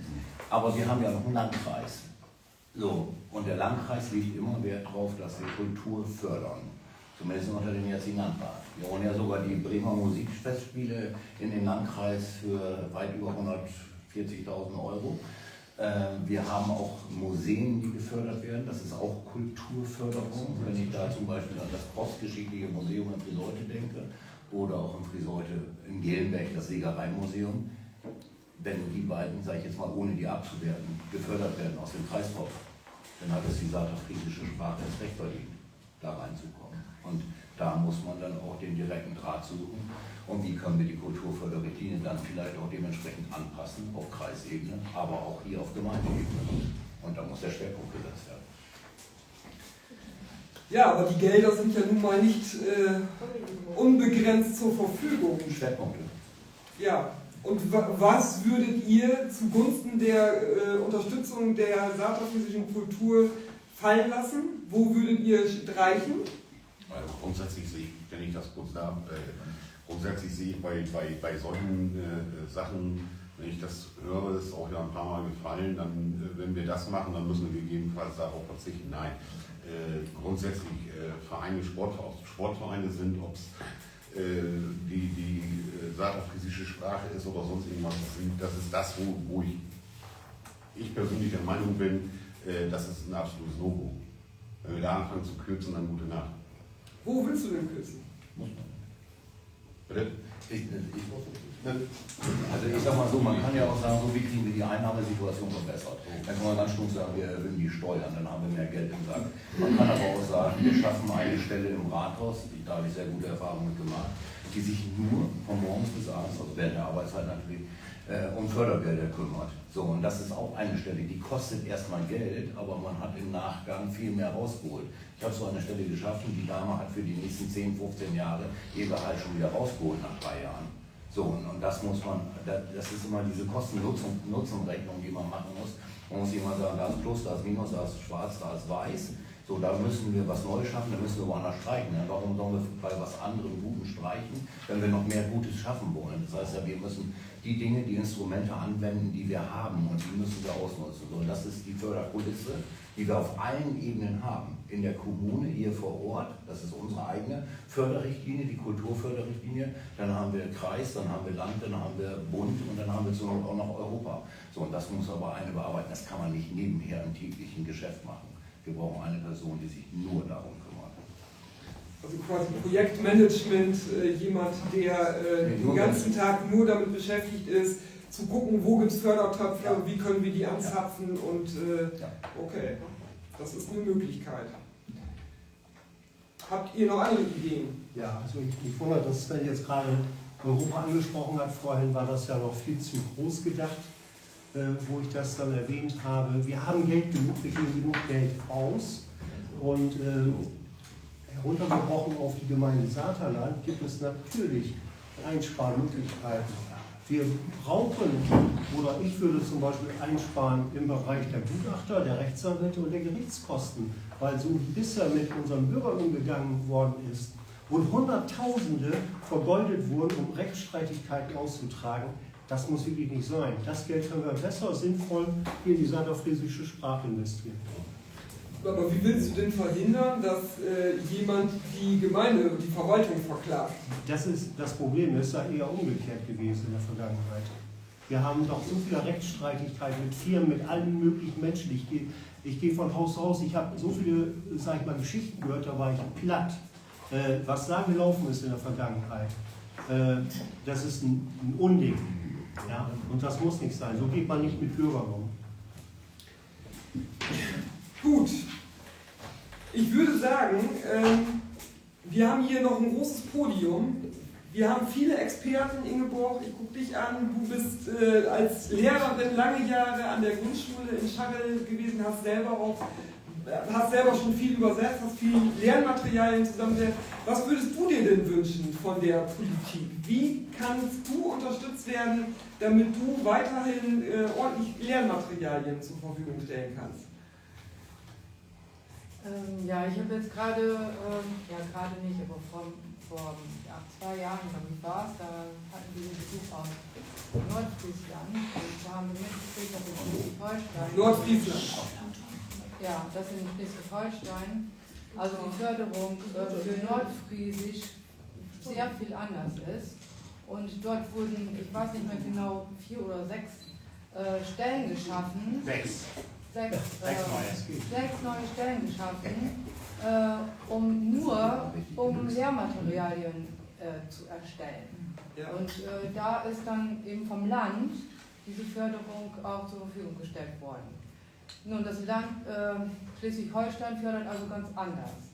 Deswegen wäre es vielleicht auch sehr schön, wenn man eben nach oben hin seine Fühler ausstrecken würde und dort an den bestimmten Stellen dafür sorgt, dass eben Niedersachsen eben auch uns entsprechend fördert. Ich weiß, da ist schon ganz viel gelaufen und ich sehe Kalli hier, der hat ja immer ganz viel für uns gemacht, hat die Politiker hierher gebracht. Wir haben die waren bei uns in der Schule, die waren in der Gemeinde, die waren hier überall und haben sich das angeguckt und angehört. Da war er und auch Johanna, die waren ja immer sehr aktiv und haben es versucht, aber es hat bisher immer nicht geklappt. Deswegen wäre es vielleicht gut, mit neuem Elan da vielleicht mal ranzugehen und nach oben hin was für uns zu erreichen. Gut, insbesondere der Heimatverein ist ja ehrenamtlich unterwegs, also keiner, der hier vom Verein sitzt, kriegt dafür Geld. Das ist viel Herzblut, viel Zeit, viel Aufwand. Wir unterliegen natürlich auch dem Bürokratismus. Hättet ihr denn Ideen, wie man unbürokratischer, ich kenne die Diskussion noch, ich war lange hier auch im erweiterten Vorstand, das Ringen um Gelder, um hier vielleicht auch im Bahnhof was zu machen, den haben wir ja auch irgendwann bekommen. Aber das muss natürlich auch unterhalten werden. Wie würdet ihr denn damit umgehen, wenn der Sprecher des Heimatvereins vorherkommt und sagt, ich brauche mal ein Projekt um junge Leute hier, also ich brauche Geld, um die hier irgendwo mal hinzuschicken, vielleicht mal nach Westfriesland zu schicken zu einem Austausch. Wie würdet ihr das unterstützen? Carsten, magst du mal anfangen? Ja, das Ding ist aber, wir haben ja jetzt auch bei uns festgelegt, die Förderung, die Gemeinde gibt, die ist ja immer daran gebunden, dass ja wieder irgendjemand anderes in gleichem Maße mitzieht. Das Problem haben wir ja nun mal. Das ist ja nun mal schon die bürokratische Hürde, die ja sowieso schon da ist. So, und schön wäre es natürlich, wenn das eine Sache sein soll, die dann ja regelmäßig stattfindet oder so, dann muss man halt tatsächlich gucken, wenn es über Fördergelder nicht funktioniert, dass wir selber gucken, dass wir einen stetigen Topf haben, der dann entsprechend gefüllt wird, und man muss es ja vielleicht nicht jedes Jahr machen, man kann es ja dann vielleicht auch alle 2 Jahre machen, vielleicht wäre ja auch mal schön, dann die Gegenseite kommen lassen oder wie auch immer. Aber ich glaube, ganz ohne Bürokratie wird es nicht funktionieren, dass wir einfach sagen, wir hauen da jetzt mal das Geld rein und macht mal. Ohne Förderung sehe ich da eher schwarz. Ja, also mein Credo wäre nicht betteln, sondern fordern. Und wir haben Landtagsabgeordnete, wir haben Bundestagsabgeordnete, haben wir zuhauf. Die können wir alle ansprechen und da können wir vielleicht Druck ausüben, dass das nach oben weitergetragen wird. Und ich kann mich an eine Rede von dem Herrn Saathoff im Bundestag erinnern, die auf Plattdeutsch gehalten wurde. Das ist sehr gut angekommen, das war sehr schön und sehr interessant. Und sowas, gut, Saathoff, ob wir da einen finden, der das machen könnte, weiß ich nicht, habe ich eher meine Zweifel. Aber man kann entsprechend die Leute anspitzen und für uns, dass sie für uns kämpfen und unsere Wünsche verwirklichen. Und nur wenn man fragt und fordert, wird man was bekommen. Wenn man nicht laut wird das nicht funktionieren. Ja, ich musste gerade ein bisschen schmunzeln, weil die Rede ist bei mir auch außerordentlich gut angekommen. Weil ich kenne Johann Saathoff sehr gut und das war ja die Rede gegen die AfD. Ja, ich weiß das. Und ich fand auch, dass sie gut angekommen ist. Aber genau das ist das Problem. Wir müssen Netzwerken. So, und Netzwerke hat man, aber man hat sie nicht. Ich sage immer, Vitamin B schadet nur dem, der es nicht hat. Und ich gucke jetzt mal Richtung Kalle. Kalle hat mit Sicherheit an Bord ein Netzwerk, ein super Netzwerk, genau was diese Dinge angeht, die verschiedenen übergeordneten, überregionalen Ebenen. Aber ich glaube auch, wenn wir dann losmarschieren, ich kann das sagen, es gibt immer mal Veranstaltungen, ob die in Hannover sind oder ob die in Berlin sind. Da kann ein Bürgermeister oder ein Landrat, egal wer gerade irgendetwas fördern möchte, und in diesem Fall wäre es dann ja die saterfriesische Sprache, da hat jeder die Möglichkeit zu sagen, so, wen packe ich denn mit ein, wen nehme ich denn mal mit zu so einer Veranstaltung, damit dann die Leute, die direkt vor Ort Verantwortung tragen, auch die Möglichkeit haben, direkten Zugang zu bekommen, das heißt, ihr eigenes Netzwerk aufzubauen. Ich sag mal ein ganz kurzes Beispiel nur, Dörferregion Friseute Süd ist bei Joe Roscher an der Theke auf der Grünen Woche entstanden. Wir haben die alten Neuter Musikanten mitgenommen, die waren auf der Grünen Woche auf der Bühne, und danach steht man zusammen. Und dann sagt man so, wer bei euch im Ministerium ist für Kultur zuständig, wie könnt ihr uns helfen? Oder nennen wir jemanden, der uns helfen kann? So läuft das eigentlich. So, und da braucht man eben das Netzwerk, man braucht die Zugänge, und ich glaube, das ist das, was wir dann auch, was ich zumindest auch vermitteln kann und mitbringen kann. Und da muss man dann auch sagen, das ist das A und O, neben dem Geld und neben dem, was wir vor Ort machen können. Aber wir brauchen das Netzwerk. So, und wir haben gerade über die Minderheiten in Schleswig-Holstein oder von denen gehört, so, ich weiß, dass sie viel besser fördern als Niedersachsen, aber auch dort, da muss man mal das Ding in die Hand nehmen und sagen, wann kriege ich einen Termin in Hannover? Ich bringe noch 3 Mann mit. Und dann gehen wir nicht eher wieder aus dem Büro raus, bis wir einen festen Ansprechpartner haben als Minimum, wo wir uns dran wenden können. Also, Achso. Ja, also lass Markus noch eben und dann kannst du was dazu mit dem Netzwerk sehe ich natürlich auch so, dass da arbeite ich im Prinzip genauso. Wir haben ja Marlene im Prinzip für die Öffentlichkeitsarbeit, die Richtung Hannover auch geht mittlerweile, die ist da sehr aktiv unterwegs. Und mit Lukas Reinken haben wir natürlich bei uns auch im Netzwerk einen guten Ansprechpartner hier aus der Region, der sich dafür auch einsetzt. Er hat vorher gesagt, dass er ein bisschen in der Richtung weiter fortschreiten möchte. Also insofern haben wir ja den direkten Kontakt jetzt auch innerhalb der CDU nach oben hin und müssen sehen, dass wir das weiter fördern und auch im Austausch bleiben und auch den entsprechenden Druck aufrechterhalten. Und darüber hinaus muss man natürlich mit allen möglichen, ich sag mal, Interessenshaltern zusammenkommen und versuchen, die mitzunehmen auf den Weg dahin. Also wir können ja mal träumen. Wir haben eine polnische Partnerstadt, wo auch regelmäßig Austausch stattfindet. Vielleicht finden wir sowas auch in Schleswig-Holstein. Vielleicht finden wir sowas auch in Westfriesland. Henk, du hast ja da Kontakte.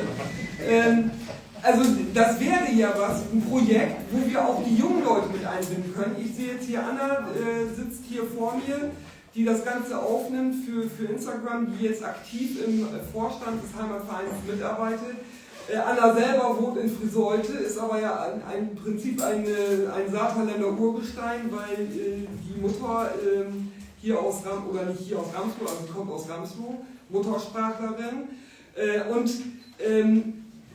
Anna ist, ich will jetzt nicht lästern, aber ist in einem vergreisten Verein. Wir sind alle überaltet. Na, du natürlich nicht. Ein junges Rehlein ist immer dabei. Ja, genau. Aber sie hat Ideen. Anna war diese Woche bei mir, zusammen mit Henk. Sie hat viele Ideen, aber sie braucht natürlich auch junge Mitstreiter. Und was können wir diesen jungen Mitstreitern bieten, damit die sagen, jawohl, ich mache da mit und ich brenne dafür. Da müssen wir natürlich auch investieren. Aber wie stellt ihr euch das vor? Wie können wir das auch mit dem Segen der Gemeinde und mit der Unterstützung, auch der finanziellen Unterstützung der Gemeinde wuppen? Wie würdet ihr das machen? Markus. Okay. Also finanziell ist das eine Thema. Ich sehe das aber immer noch so, wir müssen ja erstmal sehen, dass die jungen Leute auch die saterfriesische Sprache sprechen. Es gibt einige, ich will mich da nicht weit rausnehmen, aber wir brauchen eine entsprechende Akzeptanz und wir müssen auch früh anfangen, ich sage mal auf Kindergärtenebene und auf Schulebene, da müssen wir anfangen, dass wir überhaupt die Sprache da reinbekommen. Ansonsten können wir die Sprache nicht halten. Nur eine gesprochene Sprache ist eine lebende Sprache und ansonsten können wir das nicht halten. So, jetzt ist die Frage, wie macht man das und wie kommen wir überhaupt dahin, dass Anna demnächst nicht alleine ist, muss man so sagen. Ich würde da früh ansetzen wollen und das Problem ist, ich habe letztens im Kindergarten eine Diskussion gehabt, warum sollen wir Saterfriesisch lernen? Wir können auch besser in Deutschförderung investieren. So. Das ist natürlich eine Diskussion, die dürfen wir eigentlich gar nicht führen, meiner Meinung nach. Das ist aber eine Diskussion, die wird geführt. Und um diese Diskussion komplett aus meiner Sicht vom Tisch zu kriegen, müssen wir schauen, dass wir das irgendwie insgesamt als Konzept auch haben, dass eine breite Akzeptanz in der Masse der Bürger und Bürgerinnen kommt, dass diese Sprache wiederbelebt wird. Also was heißt wiederbelebt? Sie ist noch aktiv, aber im Sinne von für die Jugend, dass die Jugend und die jungen Leute in diese Sprache mit reinwachsen und auch zukünftig die Sprache noch sprechen. Es macht keinen Sinn, dass die Sprache dadurch ausstirbt. Wenn es nachher nur noch ein paar Leute sprechen, wird sie sonst irgendwann aussterben. Also das heißt, wir müssen relativ früh ansetzen, um die Akzeptanz zu bekommen, auch in der Gesellschaft. Und da würde ich erstmal anfangen, damit wir dann auch jungen Nachwuchs haben und junge Leute, die das dann nachmachen wollen. So den einen oder anderen haben wir, aber da fehlen noch ein paar mehr. Darf ich da vielleicht gleich was zu sagen? Ja. Ich habe mit Henk und auch mit Stefan mehrere Gespräche zu diesem Thema geführt. Und ich meine, dass von Henk der Anstoß kam, dass wir, wenn wir im Kindergarten oder in der Schule damit beginnen, das schon zu spät ist, sondern wir müssen an und für sich junge Eltern, junge Menschen, die beabsichtigen, Kinder zu bekommen, die müssen wir ansprechen, wenn die dann Saterfriesisch beherrschen, dass wir die in ein, sagen wir mal, Programm mit aufnehmen. Das wäre so meine Idee, dass man die überhaupt erstmal ermittelt, wer überhaupt dazu in der Lage ist und den Wunsch hat, es zu tun. Die sollten mit dem Kind oder mit den Kindern ausschließlich oder überwiegend Saterfriesisch sprechen. Und so ist mein Gedanke, dass die Kinder praktisch Saterfriesisch sprechen schon eingeschult werden. Dann werden sie die Sprache weiterleben und was kann man machen, um die Eltern dazu zu bewegen, ist mein Gedanke, und da kam gerade das Stichwort die Sprachinsel in Westfriesland oder in Nordfriesland. Meine Idee wäre, wenn die eingeschult sind und sie beherrschen die Sprache, dann sollten die Eltern und die Familie, also mit den Kindern, sollten als Dankeschön eine Sprachreise bekommen. Einen Urlaub oder einen Sprachurlaub, zum Beispiel nach Westfriesland oder nach Nordfriesland. Sollten die den Urlaub nicht wünschen, dann kann man das natürlich auch mit Geld machen, dass man einfach eine Summe X auszahlt als Dankeschön für diese tolle Leistung. Und ich muss da an mich selber denken, ich bin Plattdeutsch aufgewachsen, ich konnte gar kein Hochdeutsch, als ich in die Schule kam. Und wir können dieses Hochdeutsche im Grunde genommen vernachlässigen. Das lernen die Kinder in dem Alter im Galopp. Aber das Saterfriesische nachträglich zu lernen, ist sehr viel schwieriger. Deswegen wäre es sinnvoller, die würden von Kindesbeinen an in erster Linie Saterfriesisch sprechen und das Hochdeutsche dann halt dazu. Das klappt wunderbar. Kinder können 2 Sprachen. Das haben wir bei ganz vielen Eltern mit 2 Nationalitäten. Die können beide Sprachen super sprechen. Da haben wir überhaupt kein Problem mit. Und das wäre, glaube ich, der richtige Ansatz. Und die Mittel dafür, die muss natürlich die Politik bereitstellen. Ganz klar. Aber Regina wollte da direkt was zu sagen. Also ich denke da jetzt gerade drüber nach. Wenn ich so gucke, im Kindergarten mache ich das schon fast 40 Jahre. Ja. Aber junge Eltern, wie du gerade gesagt hast, welche jungen Eltern können noch Saterfriesisch? ja, das ist ja das. Unsere Kinder, ich bin Urgestein Saterfriese. Unsere Kinder, alle Hochdeutsch. Warum, weiß ich es nicht. Heute bereut man es natürlich mit den Enkelkindern. Also ich spreche mit denen alle Hochdeutsch. Marit ist meine Schwester, die spricht mit ihren 2 nur Saterfriesisch, aber antworten nur Hochdeutsch. Also das wird in meinen Augen nicht funktionieren. Nein, das wird weil nicht. die junge Generation es einfach nicht mehr kann. Die jetzt die kleinen Kinder haben, die jetzt geboren werden oder im Kindergarten sind. Lass Margit nochmal direkt Ich möchte ja eben ergänzen, wir beide machen das in Schale zusammen. Wir machen das nur einmal in der Woche, 1 Stunde. Also wenn die Kinder im Kindergarten das lernen sollen, dann muss das schon mehr passieren. Da muss das zumindest eine Kraft sein, die dann nur oder wie auch immer. So soll das nicht. Ja, ganz klar. Das ist Wir haben zwar die Basis. das ist ein Tropfen auf den heißen Stein. Was man noch dazu sagen muss, von den ganzen Kindergärten, die wir im Saarland haben, sind wir eigentlich nur noch, ich glaube, 3. Und das riecht also in Ramsdorf auch so ein bisschen, weil das ja wieder mit der Sicherheit im Kindergarten, wir dürfen ja nicht außerhalb des Kindergartens, wir nicht mit den Kindern, dann sind wir nicht versichert. Genau.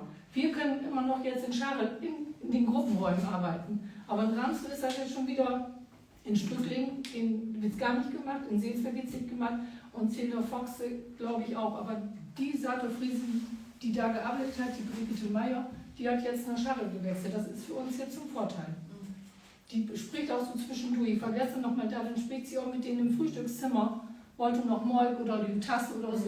Das finde ich schon gut, aber das wird in den anderen Kindergärten ja. Ich weiß auch nicht, ob alle Kindergärten das noch wollen. Das wäre vielleicht mal ein Ansatz, sich mit denen alle zusammenzusetzen und nochmal das Konzept neu auszuarbeiten. Sven, du wolltest was sagen. Ja, das eine ist ja, also erstmal stelle ich mir das unheimlich schwer vor, da wieder Begeisterung zu wecken bei Menschen, die vorher gar keinen Kontakt dazu hatten. Wir haben ja gerade gesagt, wer spricht denn von den 4 Kandidaten Saterfriesisch? 3 bis 4 Schulnoten habe ich von Carsten gehört, so, dann hört es ja bei uns schon auf. So, und dann sagen wir jetzt, wie geht es im Kindergarten weiter? So, wer soll es dann vermitteln? Wie sollen wir denn das attraktiv gestalten? Jetzt bin ich wieder bei dem, was ich ganz zu Anfang gesagt habe. Wie machen das attraktiv? Neugier wecken. Und ich habe jetzt gerade geguckt, aber ich habe die Sprachdatei nicht mehr drauf. Ich war ja immer mal am Krankenhaus und da war ein Arzt und der sammelte die Bücher Der kleine Prinz, aber nur in den Minderheitensprachen. Und dann fragte er mich, Frieseute, das klingt nach Friesland. Kennen Sie Saterfriesisch? Naja, bin ich zufällig groß geworden, habe deine Schwester angerufen.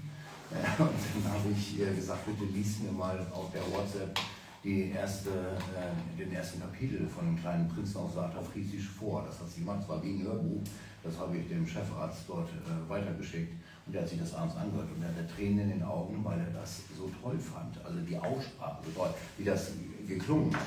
So, und das ist ja schon mal ein Anreiz zu sagen, der kam aus Bayern. So, ein Anreiz zu sagen, wie machen wir das denn interessant? Wie wecken wir Neugierde? Wie werden wir nach außen hin, nach draußen über die Grenzen des Vaterlandes bekannt mit dieser Geschichte, noch bekannter? Und wie machen wir dort Werbung dafür? Marketing. So, und dann ist die Neugierde auch da und vielleicht haben wir dann auch wieder in unserem Bildungskreis innerhalb der Gemeinde wieder mehr jüngere Eltern, die ihren Kindern das dann vielleicht wieder beibringen wollen oder sich selbst beibringen wollen. Und dann bin ich voll dabei. 1 Stunde in der Woche ist ja dann wirklich nichts. Margit. Ja, ich muss noch mal ergänzen, der Unterricht in den Kindergärten ist ja freiwillig. Also Eltern, ist ja nicht der ganze Kindergarten, der das macht. Das wäre natürlich, wenn zum Beispiel Schule, könnte ich mir eher vorstellen, dass nochmal klassenmäßig die ganze Klasse daraus macht. Wenn ich zum Beispiel Ingeborg mit dem Oberschönes Panama aus Saat Friedrich, da hat sie ja wie lange, 1 Jahr, glaube ich, dran gearbeitet.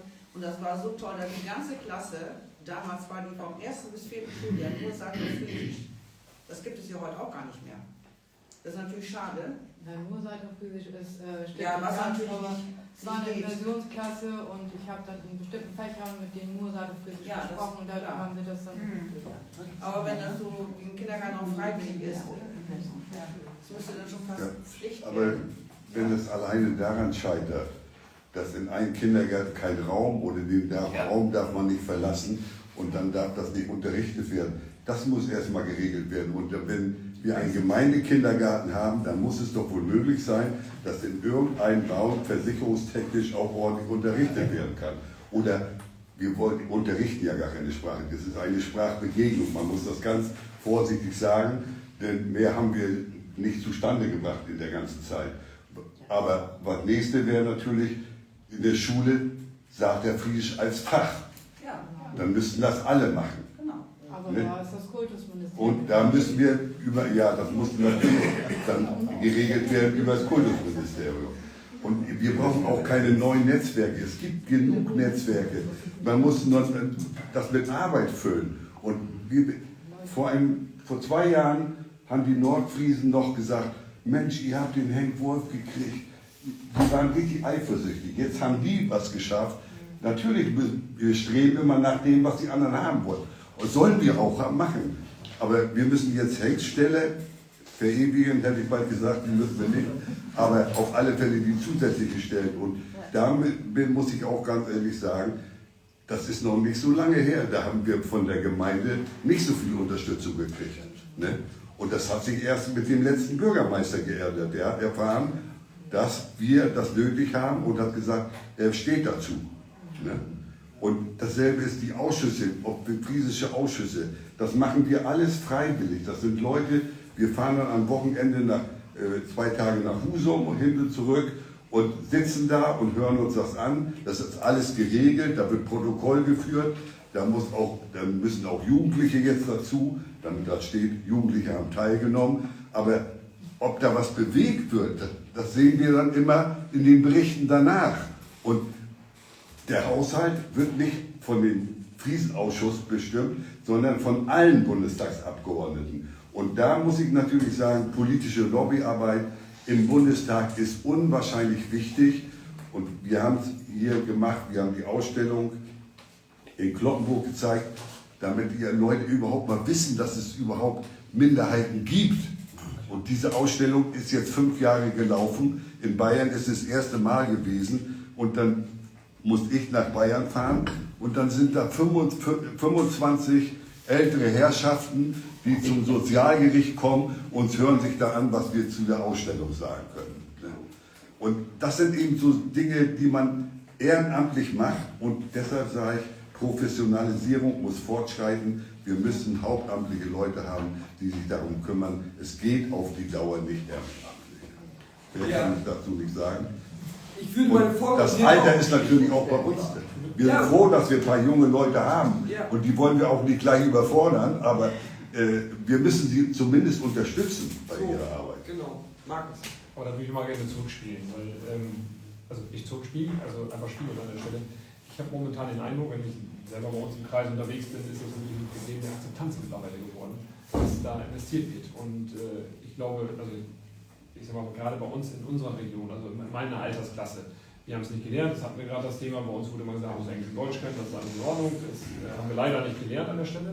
Aber mittlerweile habe ich, dass die Akzeptanz für das Saarlandfriesische bröckelt. Und für mich sieht das eher aus, wir müssen sehen, dass wir das überhaupt in den Mittelpunkt stellen in unserer Gemeinde. Dass wir überhaupt erstmal die Akzeptanz haben, dass die Leute das auch mitgehen, den ganzen Schritt mitgehen und auch die Bevölkerung den Schritt mitgeht, dass das Saarlandfriesische ein Schwerpunkt unserer Gemeinde ist. Ein herausragendes, ich sag mal, Symbol im Endeffekt, dass wir eine europäische, ich sag mal, Sprachinsel sind und im Guinness-Buch stehen. Und wie gesagt, ich glaube, wir müssen an der Akzeptanz bei den Eltern ansetzen im Moment. Also wenn wir es hier lokal überhaupt erhalten wollen. Ich sehe die große Gefahr, dass das lokal komplett schwindet, weil, wie gesagt, ich brauche rumgucken in meinem Kreis und wir sind der Kreis mit den jungen Kindern. Bei uns wird das nochmal ab und zu besprochen, über Opa oder wie auch immer, aber ansonsten wird es kaum gesprochen. Und ich sehe das momentan so, Fördermittel ist alles wichtig, aber wir müssen es erstmal hinkriegen, dass wir die Akzeptanz auf der jungen Ebene hinbekommen. Das sehe ich als Gefahr momentan. Ansonsten steht die Sprache immer noch. Ja, Akzeptanz ist natürlich unwahrscheinlich wichtig, aber dazu gehört erstmal Kenntnis über die Sprache. Und da fangen wir an und muss ich sagen, der Kreis hat sich dabei noch nicht mit Ruhm bekleckert, ne, bei Kulturförderung. Also da ist sicherlich die Luft nach oben unwahrscheinlich groß. Ne? Und, aber der Kreis sagt natürlich auch, und da kommt dann der Kollege, dann sagt er, ja, wenn wir Kulturförderung machen, dann können wir ja nur die Kreisumlage vielleicht erhöhen müssen oder was senken müssen und so. Aber das, denke ich, das müssen wir erstmal durchkämpfen und dann, dazu brauchen wir nicht nur den Bürgermeister. Da brauchen wir alle Ratsherren, die dafür sind. Und wenn wir tatsächlich, in der Charta steht auch dran, wird in Ihrer Gemeinde denn auch Saterfriesisch im Rat, bei der Ratkundgebung gesprochen. Ich habe einmal gewagt, das Saterfriesisch Lied zu singen. Und da stand am nächsten Tag von so einer ganz schlauen Schreiberin drin, weiß der Herr Schramm nicht, dass nicht alle Saterfriesisch verstehen. Natürlich weiß ich das, was wir nur so viel sind. Aber man muss doch mal nach außen hin zeigen, dass wir auch als Rat gemeinsam daran arbeiten, dass wir etwas für die Sprache tun. Wir wollen gar nicht viel, etwas soll dafür getan werden. Die Sprache soll aber am Ende überleben. Und das ist das Entscheidende. Und deswegen müssen wir alle Facetten, die man sich nur denken kann, nutzen, um dieses Ziel zu erreichen. Ja.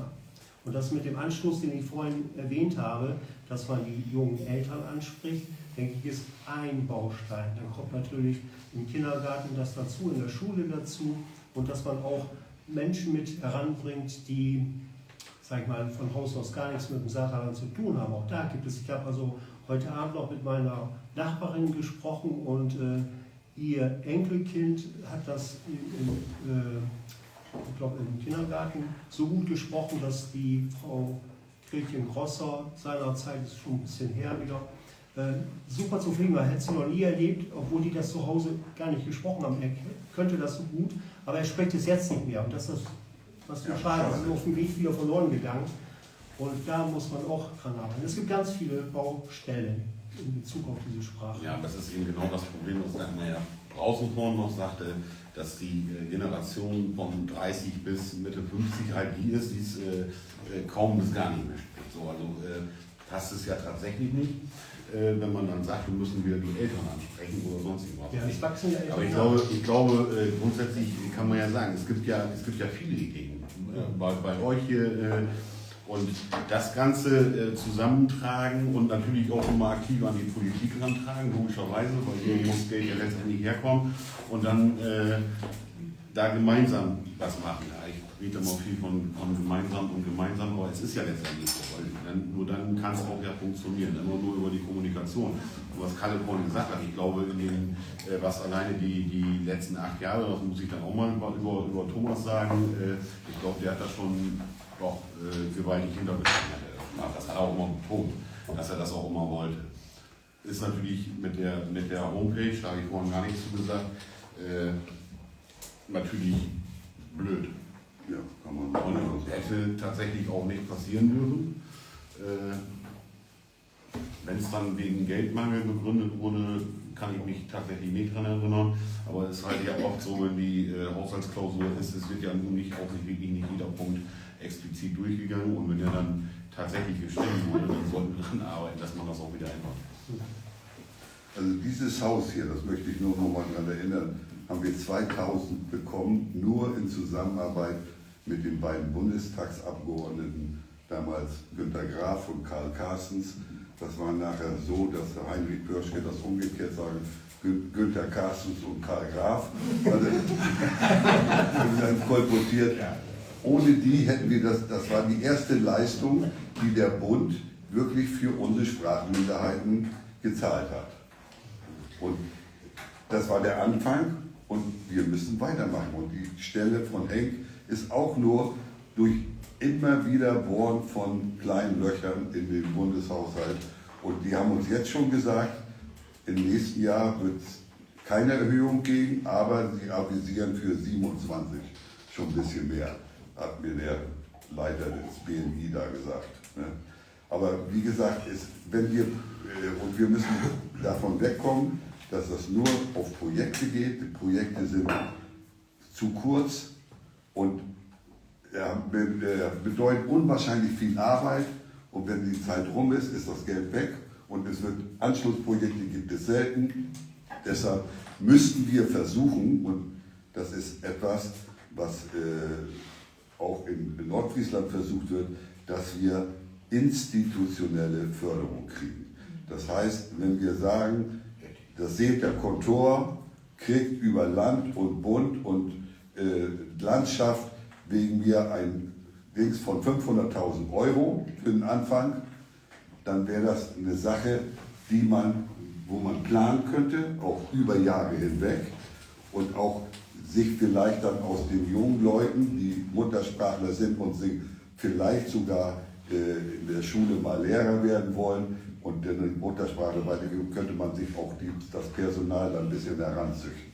Also das ist meiner Ansicht nach eine Möglichkeit, um aus der Bittstellerrolle, die wir ja immer haben müssen, wir wissen alle, überall wird Geld zum Fenster rausgeschmissen. Man darf es hier gar nicht laut sagen, aber es ist alles notwendig.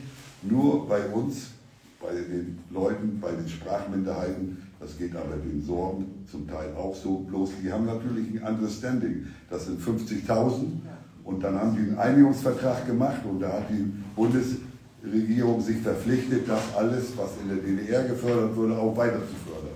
Und da sind sie in der Pflicht. Und dann haben sie jetzt noch die Strukturhilfemittel dazu, die uns auch fehlen. Die müssen da ihre Braunkohle abbauen und das muss vorbei sein und da kriegen sie Strukturhilfemittel für Tourismus und alles Mögliche. Und deshalb bei uns Kulturtourismus wäre auch eine Möglichkeit, um an Gelder zu kommen. Aber das kann man nicht über Projekte machen, das muss man über institutionelle Förderung hinkriegen, sonst ist das, ich sage, ein totgeborenes Kind. 2 Jahre machen und dann nichts, das ist auch schief. Ist das große Problem zu Ja, sein. ja. Margret. Also, ich muss noch mal was loswerden. Und zwar meine ich, es ist alles gut und schön, was wir bislang gehört haben. Aber was uns fehlt, sind ja Sprecher. Wir müssen Leute haben, die das sprechen, sonst geht die Sprache irgendwann unter. Es nützt nichts, wenn wir reden über dies und jenes, aber wenn kein Mensch das mehr spricht. Oder auch, es sind ja nicht mehr viele hier. Ne? Das ist schon schwierig. Ich glaube, keiner der 4 Kandidaten bringt 20 Saartorfriesisch sprechende Menschen mit im Amt. Das wird wohl nicht passieren. Das ist wahrscheinlich genauso ein großes Problem wie die finanzielle Seite, wenn nicht noch größer. Aber das gehört ja, ich finde, das gehört zwingend zusammen, weil wenn wir die Basis nicht bezahlt bekommen, und da gebe ich alle auch recht, institutionell gefördert oder festgesetzt, Stellen verstetigen. Wir müssen ja die Gewissheit und die Sicherheit haben, die Planbarkeit für die Zukunft. Das heißt, wir brauchen erstmal die Grundstruktur, die auskömmlich durchfinanziert ist, damit die dort, wie Henk oder Veronika, die dort intensiv dran arbeiten, dass sie auch wissen, das Ding ist safe. Wir können was aufbauen. So, und wenn dann was aufgebaut wird, dann geht es weiter in die nächste Stufe. Was aufbauen, wie kriege ich die kleinen Kinder dahin und so, das muss ja jemand übernehmen. Ja, klar. Das muss ja aber jemand übernehmen, der stetig dabei ist und auch die Sprache spricht natürlich. So, und das ist ja erstmal, wir müssen erstmal eine Plattform ganz unten schaffen, um dann richtig durchstarten zu können. Da gehört alles das, was wir alle jetzt gemeinsam gesagt haben, das gehört alles dazu, das stimmt. Wir müssen sagen, wo kommt das Geld her? Wer sorgt gut dafür, dass das Geld zielgerichtet ausgegeben wird? Von mir aus auch in den Kindergärten, in den Schulen, egal wie wir die Struktur aufbauen. Und wie kriegen wir dann noch mehr Akzeptanz? Und dann bin ich wieder bei dem, was ich eben gesagt habe, wie machen wir da Werbung mit nach außen? Und wenn wir da Werbung mit nach außen machen können, dann sind wir auch ganz schnell in der Tourismusförderung. Und dann sind wir vielleicht bei den Institutionen unterwegs, grenzüberschreitend. Leuwarden muss ich gerade auch ein bisschen schmunzeln, haben wir auch Unterstützung schon bei uns im Friseute. Also man darf auch ruhig mal rüber gucken überall, wie machen das andere, genau wie wir gerade über Nordfriesland gesprochen haben. Ja, wenn da was gut gemacht wurde, ja, dann lass uns das doch probieren. So von der Ausstattung her, nicht von der Sprache oder von der Ausrichtung, vom Dialekt oder wie auch immer, sondern eben dementsprechend von dem, wie haben sie es gemacht, damit sie einen Sprung nach vorne machen. Wir wollen auch mehrere Sprünge. Und wenn wir jetzt, wie jetzt auch festgestellt wurde, jetzt 2-3 Jahre gut gearbeitet wurde, aber dann besteht die Gefahr wieder, das was einschläft, ja, dann müssen wir vielleicht mal Doppelsprünge machen, damit wir wieder auf Stand kommen, damit wir dann nicht Gefahr laufen, dass es einschläft hier im Saterland. So, und ich glaube, Eltern nochmal, da bin ich sehr skeptisch, weil wir haben ja nicht nur die Eltern in den Schulen und Kindergärten, die hier Ursaterländer sind, weil wir sind ja auch eine durchmischte Gesellschaft. So. Die nicht hier groß geworden sind, ich glaube, da müssen wir uns nichts vormachen. Das wäre ein äußerster Glücksfall, wenn dann jemand da sagt, jetzt mache ich Saterfriesisch und ich gebe es auch noch weiter. Aber das sind die ja, genau. Und das sind, Leute machen das. Ja gut, dann ist es ja umso schöner. Ja, aber genau. die Wahrscheinlichkeit, sage ich jetzt mal, ist ja eher bei denen größer, die tatsächlich hier groß geworden sind, die es vom Hause aus mitgekriegt haben. Aber da müssen wir die füttern, wir müssen die antriggern. So, und wie kriegen wir das hin? Das ist die große Herausforderung. Also ich ziehe den Hut davor, dass noch nicht aufgegeben wurde. Kalle, bei dir weiß ich das aus den vergangenen Jahren und ich weiß auch, dass das ganz dicke Blätter sind, die da gebohrt werden müssen. Aber ich glaube, da müssen wir alle die Bohrmaschine in die Hand nehmen. Ich glaube, das tun wir ja auch alle. Also ich bin ja selber, ich bin Vizepräsidentin der Landwirtschaftskammer Niedersachsen. Ich bin in Niedersachsen viel unterwegs und auf jeder Bühne, auf der ich stehe, fange ich natürlich erstmal an und erzähle, wo ich herkomme. Und sage, erstmal gibt es hier die Lehreinheit, aber davon brauchen wir noch viel mehr. Also wir müssen ja überall trommeln. Es reicht nicht, wenn Kalle nach Berlin fährt, Kalle muss mit dem ganzen Bus nach Berlin fahren und muss da richtig trommeln. Aber dafür brauchen wir eben auch Geld, um das hinzukriegen. Kalle alleine kann den Bus nicht bezahlen. Nee. Oh.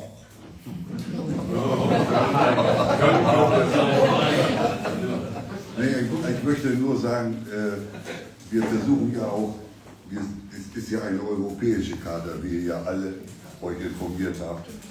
Und in jedem Land in Europa gibt es Sprachminderheiten. Die arbeiten auch zusammen in der Föderation Europäischer Völker, in der FUR, und die machen einmal im Jahr einen großen Kongress. Ja, jetzt schickst du jemand hin von uns. Der muss nach Helsinki. 600 € Übernachtung und Hotel. Flug ist noch nicht dabei, kostet auch 250. Ja, dann schreibe ich schon hin an die FUR, wir sind ein kleiner Verein, wir können uns das nicht leisten. Dann sagen die, okay, wir geben euch einen Zuschuss dafür. Aber es bleibt trotzdem was übrig. Und ich kann doch eine junge Studentin oder eine junge Frau, der freiwillig hingeht, nicht verlangen, dass die noch Geld mitnimmt, um dahin zu fahren, um für uns da zu sprechen. Ne? Ja. Das sind also Kleinigkeiten. Ja. Das habe ich gewusst bis jetzt, weil das verwundert mich jetzt wirklich, weil ich kann ja ein Beispiel bringen, ich will nicht immer so sagen, was haben wir für Leute oder sonst was, aber wir sind ja Mitglied im Ring der europäischen Schmiedestätte. Ja. Das ist ja irgendwann mal beschlossen worden. Wir wollen das fördern, wir wollen da Mitglied werden, dann sagt wer A sagt, muss auch B sagen. So, das heißt, wenn man da jemanden hin entsandt, dann muss das auch bezahlt werden. Das heißt, wenn von uns Ratsmitglieder sagen, ja, wir setzen uns dafür ein, wir sind diejenigen aus der Fraktion und wir unterstützen das, Eisenhandwerk in dem Fall, ja, dann wird das bezahlt. Ja, und dann muss das Staatssäckel eben dann auch geöffnet werden. Entweder man will es oder man will es nicht. So, und das ist der Haushaltsansatz, den man dann dementsprechend auch verfestigen muss, weil das haben wir eben oft genug auch verwendet, das Wort. Es muss verfestigt und verstetigt werden. So, da muss man sagen, das ist das Signal. Der Einzige hier vor Ort, der das Signal senden kann, ist der Gemeinderat. Der kann mit dem Haushaltsplan, mit dem Stellenplan, kann er Flöcke einschlagen. Man muss dann sagen, ja, der Wolf fordert ganz viele Stellen, 3 Stück, kriegt er höchstens 1,5, da machen wir schon mal. So, als Beispiel. Aber dann muss das Finanzielle auch hinterlegt werden. Was brauchen wir dann? Wo muss denn Kalle Stamm mit einer Delegation hinfliegen, damit wir das gefördert bekommen? Ja, dann muss das Geld auch rein. Das heißt, da muss ein Budget rein in den Haushalt, sonst können wir nicht arbeiten. Das waren vor Jahren 3000 €. Kultur war. Vor Jahren war das mal, wo noch die Mark war, 3.000 Ja. Und das ist vorbei. Jetzt müssen wir das vom Heimatverein zahlen, diese 600, was du sagst. Ja. Und ja die 280 war der Flug. Ne? Ich Ja, meine, ja. wir zahlen das jetzt vom Heimatverein, ne? Dass die Person da hinkommt. Ne? Das ist ganz wichtig für uns. Ne? Ja. Das ist nach Helsinki. Also wenn ich das Weil Ganze das so, ist natürlich Geld. Ne? ja, wenn ich das Ganze so immer höre, es ist so ein absolutes Trauerspiel, dass wir zu wenig Mittel haben. Das, was wir hier brauchen im Saarland, wir reden ja nicht über zig Millionen, das ist beim Grunde genommen, vorhin kam das Wort Kleinigkeiten an, mal Peanuts dazu gesagt, das sind ja nicht viele, wir hatten vorher die Zahl 500.000, auch 1 Million empfinde ich nicht als viel für diese Sprache. Und das muss man doch bekommen können, denn ich weiß ja, das Geld, was wir ja deutschlandweit regelmäßig ausgeben, da wird das ja zum Teil gar nicht nachverfolgt. Wenn das immer bei den Kindern und bei den Empfängern auch ankommen würde, wäre das ja wunderbar, dann wäre das ja super. Aber wir wissen, dass es ganz oft ganz woanders landet und das ist ein großes Problem. Das Geld sollten wir hier ausgeben, wir haben das Geld und wir müssen uns stark machen dafür, wir müssen auch laut werden. Ich kann es nur wiederholen, man muss es fordern, aber richtig laut. Denn es steht uns im Grunde genommen sogar zu. Ja, und dann greift man einem nackt in die Tasche. Wer ist denn nackt? Die Bundesregierung ist doch nicht nackt. Wir haben noch nie so viel Steueraufkommen gehabt wie in den letzten Jahren. Das ist ja, wir haben ja nicht ein, das sagte doch Sven sogar, wir haben ja nicht ein, wir haben ein Ausgabenproblem. Das ist das große Problem. Das Geld wird zweckentfremdet oft ausgegeben. Es ist genug Geld da. Und man muss, der Ansatz für die Sprachminderheiten im Ganzen oder für die nationalen Minderheiten, wie sie ja heißen, der ist im Verhältnis zum Haushaltsansatz sehr gering. Aber da wird dann als erstes gespart. Das ist so. Ne? Und dann muss man nur froh sein, wenn man im Haushaltsbereinigungsausschuss jemand sitzen hat, der rechtzeitig mal den Finger und sagt, hört mal, das geht aber nicht, das können wir nicht machen. Dazu haben wir uns verpflichtet durch Charta, durch Rahmenkonvention und so weiter. Aber nur Hinweis, in der Charta sind die Kindergärten, glaube ich, nicht genannt. Die Schulen Das auch nicht. hat Niedersachsen und die Schulen nicht ratifiziert. Da haben wir Schwierigkeiten, während in Schleswig-Holstein die Schulen mit eingeführt haben. Jedes Bundesland hat andere Paragraphen der Charta ratifiziert und gegengezeichnet. Und das ist eben die schwierige Arbeit, das rauszufinden und dann zielgerichtet dann auch dahin. Wir schreiben dafür, schreibt Henk und ich schreiben Berichte über Seiten und ich habe ja manchmal das Gefühl, das liest keine Sau, das verschwindet irgendwo im Dings, aber man ist dazu verpflichtet, wenn man es nicht macht, hat man keinen Anspruch auf Förderung oder sowas. Naja, gut. Aber ich möchte nur sagen, hier sitzen jetzt 4 Leute, die in Zukunft den Rat sitzen. Die anderen 19 oder 26 sind genauso wichtig. Guckt euch die Leute an, die ihr wählt und fragt sie, setzt ihr euch für unsere Saterfriesen ein, wenn nicht, dann werdet ihr nicht gewählt. Fertig. Einer sitzt hier, ja? Eine sitzt hier. Ja, ist schön.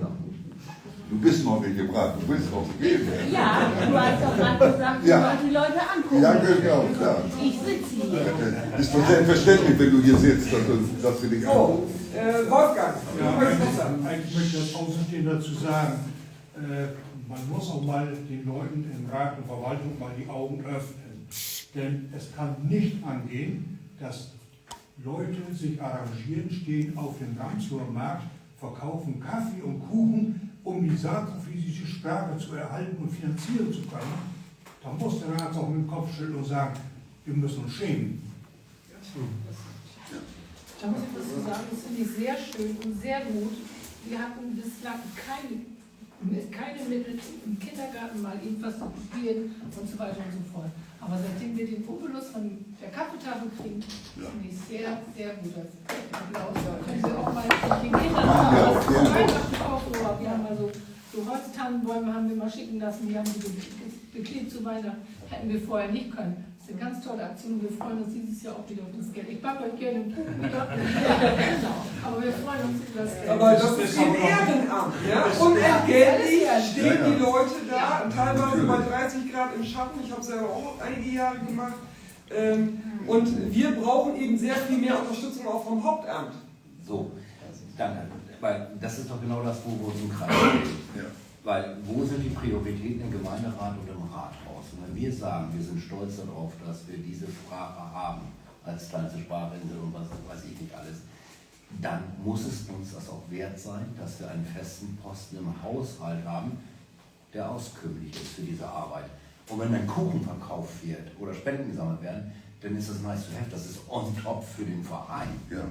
So, aber nicht zur Finanzierung des laufenden Betriebes. So, und das ist Prioritätensetzung. Und da müssen wir sagen, so ist es das wichtig. Und da gebe ich vollkommen recht, da sind alle Gemeinderatsmitglieder gefragt. Einschließlich Bürgermeister hat ja auch ein Mandat. Muss aber vorgebracht werden. Ja, klar. Ja,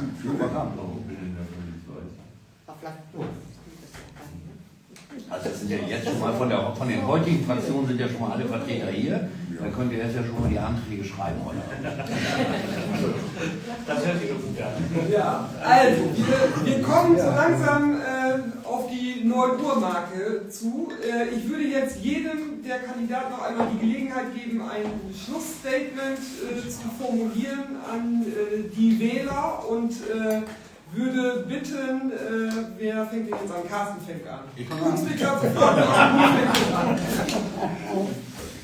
Ja, was soll ich sagen? Ich hab's ja vorhin schon gesagt und ich werde das tatsächlich auch machen.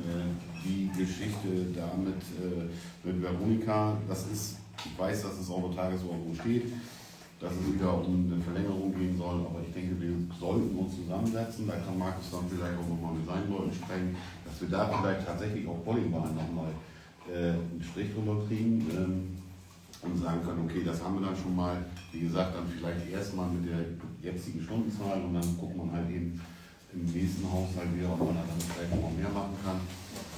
Und ansonsten, ja, ich kann es dann nur anbieten. Sollte ich dann vielleicht Bürgermeister werden, dann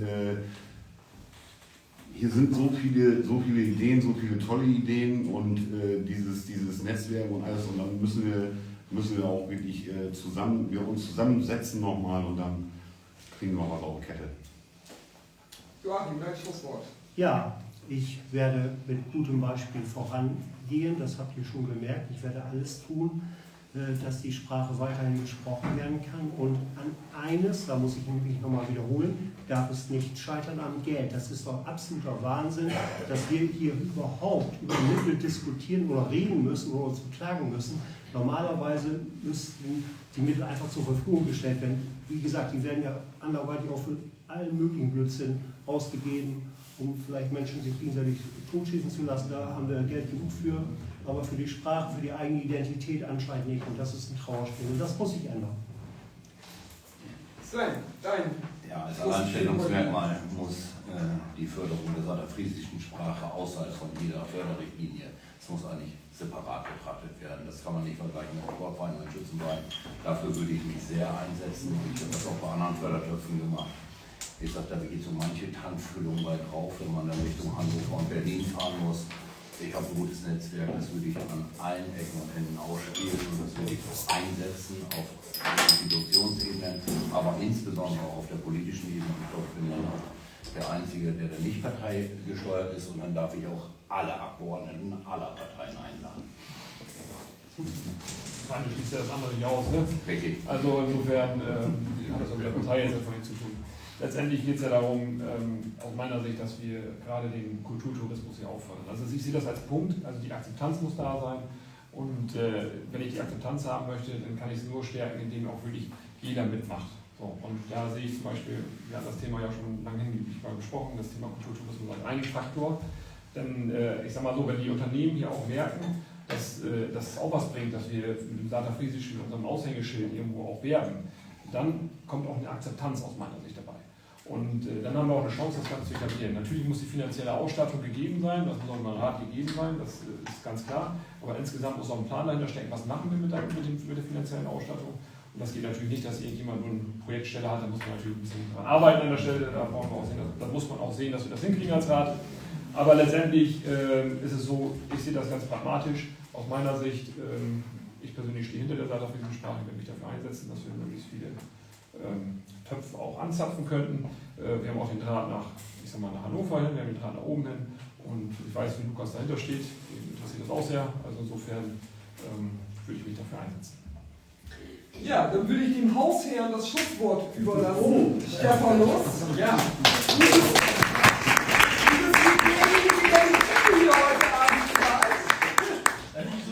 Du wärst diejenige, die die Zeche betont hier, ja?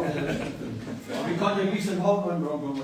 Er ist am Leben drauf, im Haut. Das kriegen wir noch nicht. Ja, ja, wir fanden die ganz interessant auch, wegen die ich von Unikante und ja, alle vier Kandidaten sind Tomschick bemüht, einer kommt bloß wählen, als Bürgermeister, wie die auch alle. Und wann dann so weit ist, dass die den Bürgermeister heben und uns Anliegen, wo der Wahlgang gekommen, dann hobt die wieder auch ab, der die Vote wurde. Weil die uns dann ja auch so verteilt und versprechen können. ja, dann will ich.